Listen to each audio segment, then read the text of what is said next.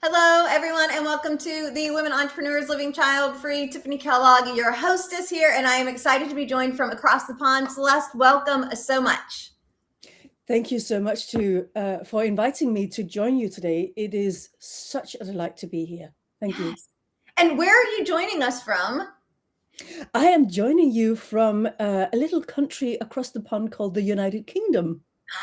So we're United States and United Kingdom. So we're united across the pond. Anyway, so I'm super excited to have a Celeste, the Empress of Trademarks, and we're going to get to that in a minute. However, we like to start off with our fun facts. So Celeste was I don't know that this is a fun fact. So something nobody knows about or may not know about Celeste. She was diagnosed with dyslexia immediately after earning her master's in law at age 41. How many languages does she speak now? And how did this limitation actually become a superpower for you now? So I only speak 6 languages and Only. only 4 of them though are fluent. The rest are the 2 others they are just sort of kind of conversational. So what languages? We have to know. Which ones are you fluent in and which ones are conversational? All right. My mother tongue, which is Danish, is, of course, fluent. Swedish, which I call my father tongue, jokingly, because my father was half Swedish and I'm 1/4 Swedish. I'm also fluent in Swedish. French is the next one. And I could call it my aunt's language, but that doesn't make sense. It's not nearly as fun as the other 2. And I lived in Paris for 2 years. So then English is my 4th language. And those are the fluent ones. And which ones are you not fluent in yet? Italian and Spanish. Gotcha. Do you find that there's a lot of similarities, or is it they're too similar, but they're very different? I love all the Latin languages because they are very similar, and you can actually quite fast understand one if you understand the other 2, or one or the other. Or yeah, I have 3 of them, but yeah. Makes sense. Yeah, put on that same foundation. Very cool. Now, how have you used this limitation as your superpower? Intellectual property the dyslexia has made me understand intellectual property on such a profound and vast and deep level that I am actually in the process of publishing a book on all the intellectual properties, and it has 9 major jurisdictions in it. So that's how the limitation has become a superpower for me. So tell us a little bit about this Celeste, the Empress of Trademarks, and all of that and what you do. And because you also boast of a very impressive 100% acceptance rate. So I think we have to hear the caveat for that, because I think sometimes people don't pay attention to what's being said. But this makes a huge difference, y'all. So tell us. It really does. So the reason I have an unbroken track record of 100% registered trademarks is because I'm not afraid to say no to the ones that are irregistrable. And that is actually a word that I made up myself a few years ago in a Clubhouse conversation with someone, and they loved it and I love it, and I've been using it ever since. And I, of course, claim copyright to it. Nice. So tell us a little bit more about what it is that you do, how it is that you do it. So when somebody comes to me wanting to have me register their trademark for them, I assess that through a 90-minute strategy session. And if I, at the end of that sessions, have come to realize that actually what they have is irregistrable, then I will let them know, and then I will point them in directions so that it can be solved, so that they don't have to faff around on their own in the dark, not knowing where to go, not knowing what to do, because we don't know everything on this planet. Of course we don't. We have our areas of specialism. Intellectual property happens to be mine. Yours is something different. So, it's about to become registered as a trademark. No, all right, let's go in that direction or in that direction, and then come back and then keep moving. So it sounds like a lot of people probably think they can trademark just about anything. And it sounds like, based on what you're saying, that it's not just as easy as saying, hey, I want a trademark, here's my money, go. That's absolutely correct, because if that were the case, there would be situations where there were trademarks that would hamper normal conversation. I mean, there is actually one recent trademark from last year that should never, ever have been accepted. I don't know why it got accepted.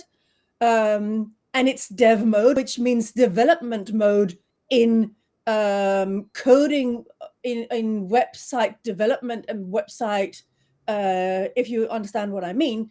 And that actually should never have been accepted as a trademark because it's not distinctive. It is just part of the language that is used by developers when they are developing something dev mode, hence the name, dev mode. So yeah, that ought to have been rejected. So sometimes it can go through, huh? Yeah. And it's really strange that it did go through, as I mentioned, because it is, so it went through in America, and they're trying to make it go through in other in countries in the European Union, and they won't accept it because it's not distinctive. So it's really important that once you have something that you want to register as your trademark, it has to be distinctive. If it's not distinctive, then it's not coming through. Shouldn't, except for that dev mode. And I'm hoping that that is going to be the only one ever in history that gets accepted that way, because it ought not to set a precedent for completely generic sentences or expressions or words or what have you to become registered as trademarks, because that's not what it's there for. Gotcha. So do me a favor, tell me a little bit about why would I want to register a trademark? What would drive me to want to do that? What's kind of the, do I do it? Do I not do it? As well as like the beginning steps of the conversation. Kind of walk us through the basics. So then we're going to be like, oh yeah, that's way too much, and help. Yeah. So once you have created something, some kind of service that you have developed that is truly your own, that you have put your thumbprint on, and you see that it has value, and you are perhaps already serving clients in that way, and you are wanting to ensure that nobody else copies you and plagiarizes you and all that. And then also, what is really important to know and understand is this is not a business expense. This is a question about business longevity, which means that once you invest in it, your business can virtually last indefinitely, because that's what a trademark can. It can exist virtually indefinitely, because copyright is 70 years after your death. Copyright is protected your whole entire life. However, after 70 years after your death, there's no copyright protection, whereas the trademark, that can exist virtually indefinitely as long as somebody is around to see the value of the brand and the trademark. And so, for instance, there is an ale here in the UK called Bass Ale. That trademark was the first one in history that got registered. It is still around to this day. And I was going to say, we have Bass that comes over here in the US. That was the first registered trademark? Yes, in history. I love that it's beer. Isn't that interesting? Love it. And do you know who gave us the copyright legislation? Which was, of course, the beginning of all the intellectual property. Do you know who that was? No, that was Queen Anne, and she is so underestimated in history. It's so interesting. So the British Queen Anne, she's my favorite queen, by the way, because she gave us the intellectual property foundation, which is the copyright legislation. That's nice. Yeah, I knew about the 70 years because it's always interesting, because somebody's like, was one time like, why are all the Christmas songs the same? And I'm like, well, because they're open IP and anyone can use them at this point in time. And they work. But I did not think about, the trademark and keeping it ongoing and longevity of it. Yeah, Beyond and a its- patent you can only protect for 20 years. So, these things fall away. That's why all of the intelligent big conglomerates out there, you have Apple, you have medical companies, they all have copyrights, patents, trademarks, design, trade dress, all of that covered. And the best thing is the trademark, because you can renew it every 10 years. Boom, boom, boom, boom. In Canada, though, it's every 15 years. The Canadians wanted to be nicer and give you longer, Yes. I guess, right? Yes. Yeah, absolutely. So what kind of clients do you typically work with? I know it's probably across the board, but tell me like 2 or 3 of your favorite. Well, I mean, one of my absolute favorites is this guy who is building his own, I guess you would call it, amusement park. It is built on the Norse mythology, and I registered his trademark, and I don't know how far he's gotten with it because we're not that much in touch these days, unfortunately, because he did say that, once he got going, he would have me do the trademarks in other areas. So I don't know what's happening with that, but it was really fun and it was really interesting. I have also helped coaches, and there was one in Denmark, one lady who has created a network for job seekers. A network for Job seekers. Oh, nice. Okay, there you go. Yeah. Love So it. you can see it's not just one type, it's a lot of different. It just depends on what it is that people have and what they are wanting to protect, really. Yeah.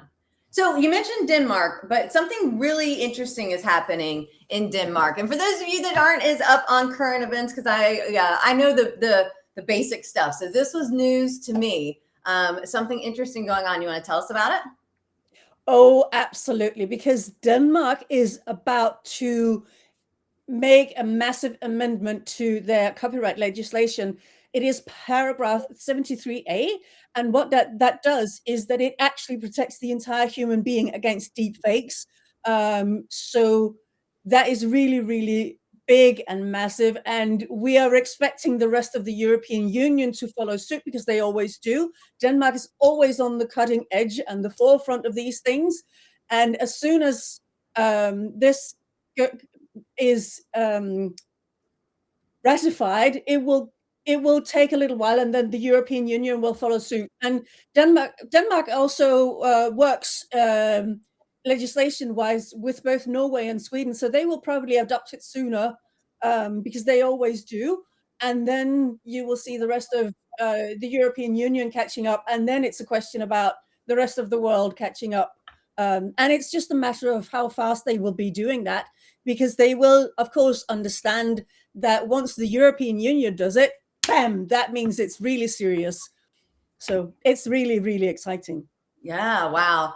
And it's such an interesting time.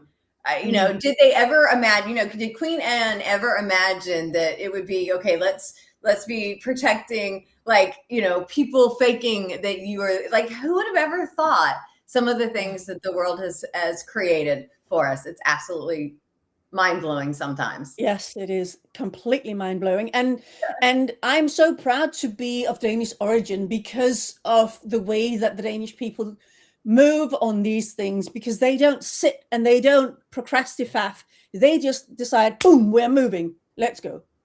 And the really, really interesting thing is there has been almost unanimity in the entire political arena on this.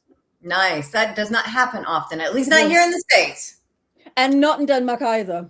Okay. So they're all and like, I don't hey, think in the UK either. So it's nice when really, it's like we can agree on, hey, this is not what we want. Did you? There's another thing actually that Denmark is I don't know if they have ratified it yet, but they have considered making it illegal for children below 15 to access the internet, because they feel that the children's childhood is being robbed from them. And that is a really interesting stance to take, And of course, there will be situations where they can still access. It's just that those of us who grew up without the internet, we had a completely different experience, didn't we? And Yeah. we didn't have all that selfie. I have to capture myself the whole time. Da, da, da, da, da. I have to be on social media. Da, da, da, da. No. It was much calmer back then. We didn't know any better. We grew up without the internet.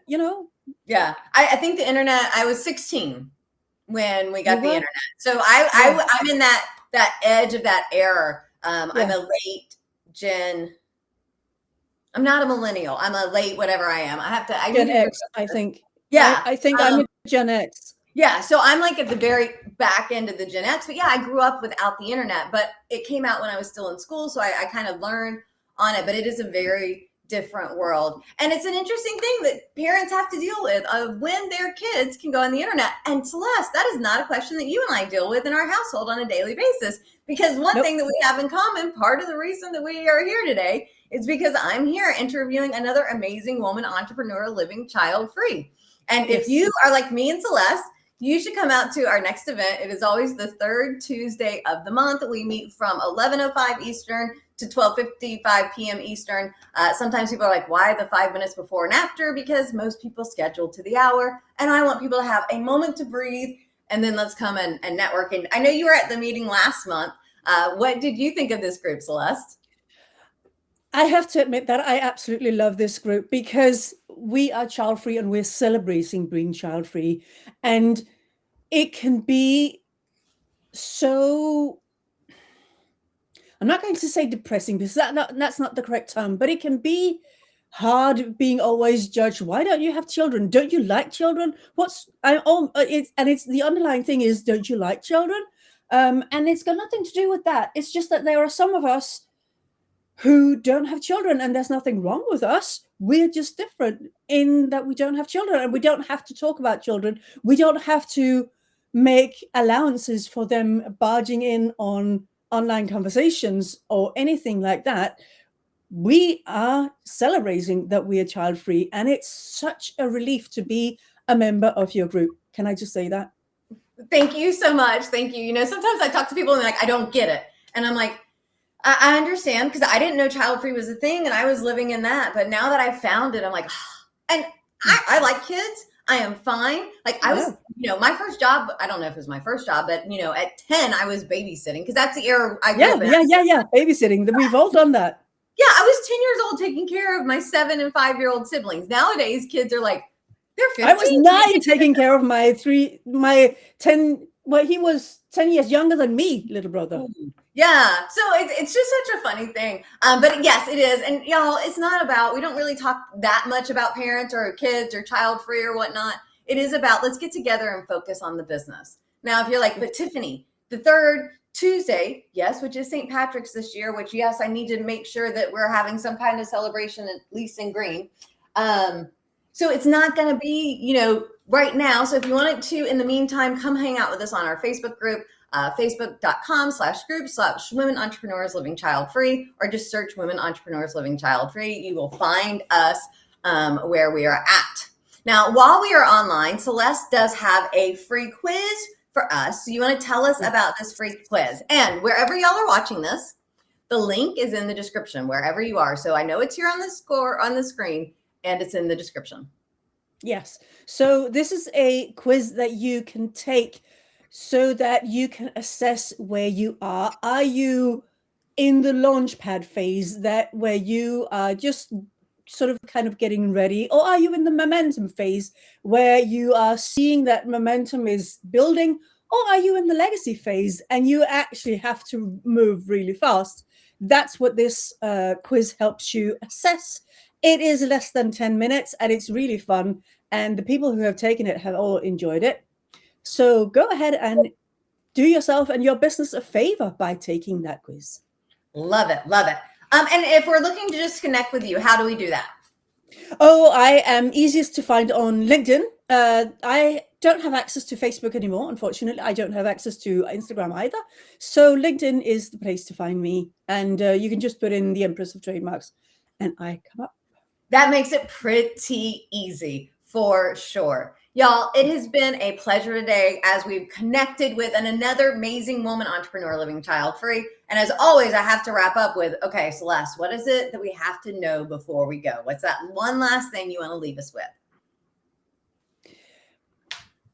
I want you to think of everything that you build and create as something that has real honest value in this world, and that deserves protection for the longevity of the business, and so that you know that the business is safe as visibility grows, as traction starts to kick in. Your business will be safe, and that is just so important. So that's what I want to share. Celeste, thank you so very much for being here. Thank you so much for sharing your wisdom and your unparalleled 100%.